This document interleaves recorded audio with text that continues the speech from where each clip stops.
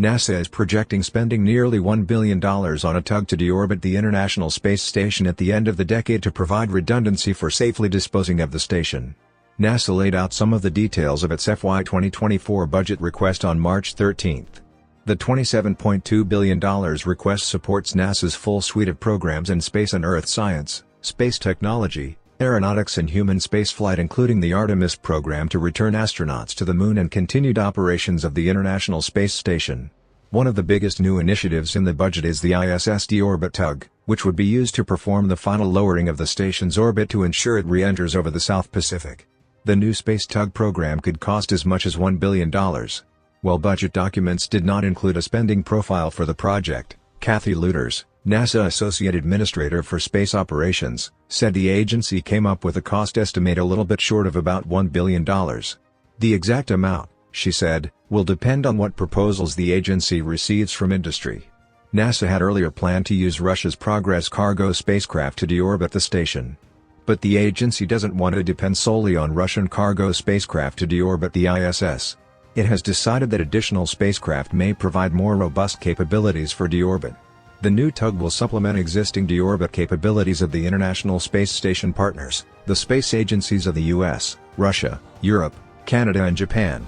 The current plan for bringing the station down safely relies upon engine burns by robotic Progress cargo vehicles, which are provided by Russia. Having a US deorbit vehicle is another key linchpin in NASA's space operations and deorbit strategy of the ISS.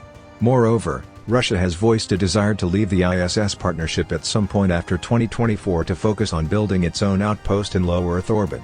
This is likely a factor in NASA's deorbit tug plans, as does Russia's ongoing invasion of Ukraine, which has ended many of Russia's space partnerships.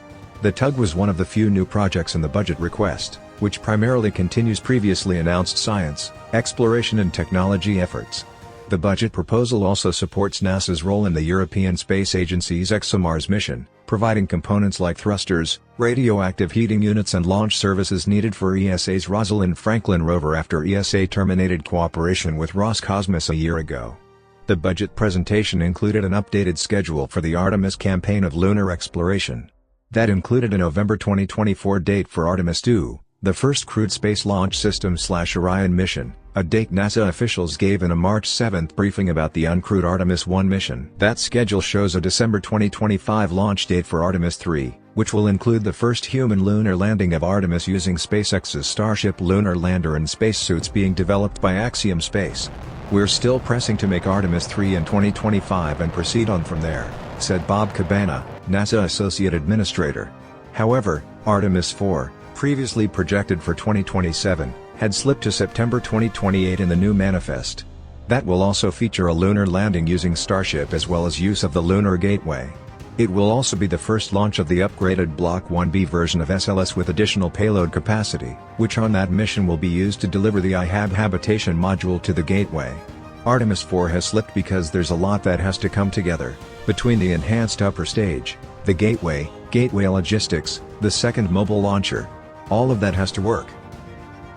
That's a wrap. Thanks for watching and I'll see you in the next video.